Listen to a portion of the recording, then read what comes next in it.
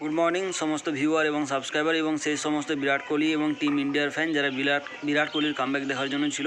তো কালকের ম্যাচে বিরাট কোহলির কামব্যাক হয়েছে এটা আমরা বলতে পারি না, তো তার অফ ফেজ থেকে একটু বাইরে গিয়েছে এবং সে সেখানে একটা টেনে হিজড়ে অর্থাৎ জোরজারমূলক হাফ সেঞ্চুরি করে, যেটা আমাদের দেখেও একটু ভালো লাগলো। কারণ বিরাট কোহলিকে এর আগে আমরা 2-3 রান এবং 23 রানের মাথায় গিয়ে আউট হতে দেখেছি, কিন্তু সেই যে তাকে আমরা যে এটা বলতে পারবো যে বিরাট কোহলির কামব্যাক হয়েছে বা সে তার ব্যাট ফেজ থেকে বেরিয়ে এসছে, হ্যাঁ এটা ঠিক, সে তার ব্যাট ফেজ থেকে বেরিয়ে এসছে এবং শেষমেশ তার ইনিংসের শেষ দিকে কিন্তু সে তার ব্যাট ফেজেই ফিরে গিয়েছে এবং আউটসাইড অফ স্টাম্পের বলে এজ করায় এবং কিপারের হাতে ধরা পড়ে। তো কালকে বিরাট কোহলি আদিল রশিদের করা বলে ফিল সল্টের হাতে ধরা পড়ে। তো কালকে শুধু টিম ইন্ডিয়া ভার্সেস ইংল্যান্ডের মধ্যকার ম্যাচ ছিল না, এর পাশাপাশি অস্ট্রেলিয়া ভার্সেস শ্রীলঙ্কা এবং পাকিস্তান ভার্সেস সাউথ আফ্রিকার মধ্যকার ম্যাচ ছিল। এর মধ্যে একটা সফল রান চেস হয়েছে, যেটা পাকিস্তান তার ক্রিকেট ইতিহাসে সবচেয়ে বড় ওডিআই টোটাল সফলভাবে রান চেস করে এবং 6 উইকেটের ব্যবধানে সে তার ম্যাচ জিতে নেয়। তো আমাদের প্রথম কথা রয়েছে ইংল্যান্ড ভার্সেস ইন্ডিয়ার মধ্যকার থার্ড ওডিআই ম্যাচ। তো ইংল্যান্ড থার্ড ওডিআই ম্যাচেও টসে জিতে এবং বল করার সিদ্ধান্ত নেয় এবং আমাদের সৌভাগ্য হয় এবং ইংল্যান্ডকে আমাদের ধন্যবাদ জানানো দরকার, কারণ ইংল্যান্ড যদি বল করার সিদ্ধান্ত না নিত তাহলে আমরা এই সমস্ত সিরিজে টিম ইন্ডিয়াকে প্রথমে ব্যাট করতে দেখতে পেতাম না। তো ইংল্যান্ডকে এই জন্য অনেক অনেক ধন্যবাদ। তো কালকে শুরুটাই হয় ক্যাপ্টেন হিটম্যান শর্মার আউট দিয়ে, যে 2 রানের মাথায় আউট হয়ে ফিরে যায়।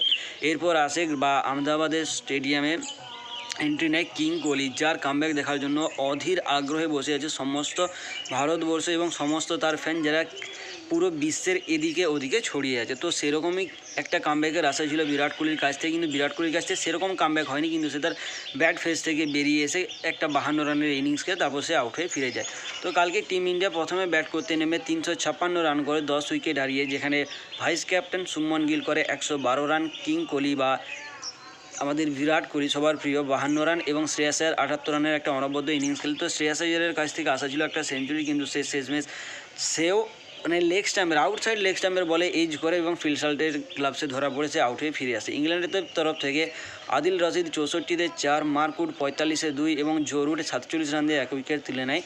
ইংল্যান্ড যখন চেস করতে নামে তখন তারা 34.2 ওভারে 10 উইকেট হারিয়ে ফেলে 214 রানের এবং ইংল্যান্ডের তরফ থেকে গুস অ্যাটকিনসন 19 বলে 38 রান করে এবং ইংল্যান্ডের তরফ থেকে হাইয়েস্ট টোটাল সেট করে। অপরদিকে টম ব্ল্যান্ডেল, যে কুলদীপ যাদবের বলে আউটসাইড অফ স্টাম্পে এই হয়ে ধরা পড়ে কে রাহুলের গ্লাভসে, সেও 38 রান করে এবং বেন ডাকেট 34 রান করে। অপরদিক থেকে টিম ইন্ডিয়ার তরফ থেকে Axar Patel 22-2, Harshit Rana 31-2, Arshdeep Singh 2 wicket, Hardik Pandya 2 wicket, Washington Sundar 1 wicket এবং কুলদীপ যাদব 1 উইকেট তুলে নেয়। প্লেয়ার অফ দ্য ম্যাচ এবং প্লেয়ার অফ দ্য সিরিজ হয় শুভমন গিল এবং আমরা 3-0 ব্যবধানে ইংল্যান্ডকে হারিয়ে দিই। অপর দিক থেকে শ্রীলঙ্কা ভার্সেস অস্ট্রেলিয়া ম্যাচে শ্রীলঙ্কা টসে জিতে এবং ব্যাট করার সিদ্ধান্ত নেয়। শ্রীলঙ্কা প্রথমে ব্যাট করতে নেমে 214 রান তুলে 46 ওভার খেলে, যেখানে শ্রীলঙ্কার ক্যাপ্টেন চরিতা সালঙ্গা সবচেয়ে বেশি রান করে ও 127 রান করে শ্রীলঙ্কার তরফ থেকে। ডুনিত ভালা লাগে 30 এবং কুশাল মেন্ডিস 19 রান করে। অস্ট্রেলিয়ার তরফ থেকে সেন অ্যাবট 61-তে 3, অ্যারন হার্ডি 13-তে 2 এবং নেথন এলিস 23 রান দিয়ে 2 উইকেট তুলে নেয়। অস্ট্রেলিয়া 215 রান চেজ করতে নেমে 33.5 ওভারে 165 রান তুলতে পারে 10 উইকেট হারিয়ে, যেখানে অস্ট্রেলিয়ার তরফ থেকে অ্যালেক্স ক্যারি 41, অ্যারন হার্ডি 32 এবং সেন অ্যাবট 20 রান করে এবং শ্রীলঙ্কার তরফ থেকে মহেশ তিক্সানা 40 রান দিয়ে 4 উইকেট, আসিফা ফার্নান্ডো 23-এ 3 এবং ডুনিত ভালা লাগে 33 রান দিয়ে 2 উইকেট তুলে নেয়। চরিতা সালঙ্গা 5 রান দিয়ে 1 উইকেট তুলে নেয় এবং প্লেয়ার অফ দ্য ম্যাচ হয়।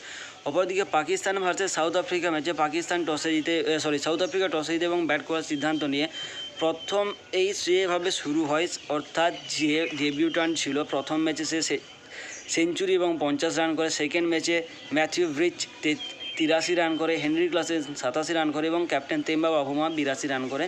সাউথ আফ্রিকা 352 রান তুলে 5 উইকেট হারিয়ে। পাকিস্তানের তরফ থেকে শাহিন শাহ আফ্রিদি 66-তে 2, খুশদিল শাহ 39-এ 1 এবং নাসিম শাহ 68 রান দিয়ে 1 তুলে। এরপর পাকিস্তানের একটা ধস নামে, যেখানে ফাকার জামান 41 রানের মাথায় আউট হয়ে ফিরে যায়, বাবর আজম 23 রানের মাথায় আউট হয়ে ফিরে যায়। এরপর আসে সলমান আলী আগা, যে 134 রান করে। অপরদিকে ক্যাপ্টেন মোহাম্মদ রিজওয়ান 122 রানের নট আউট থাকে।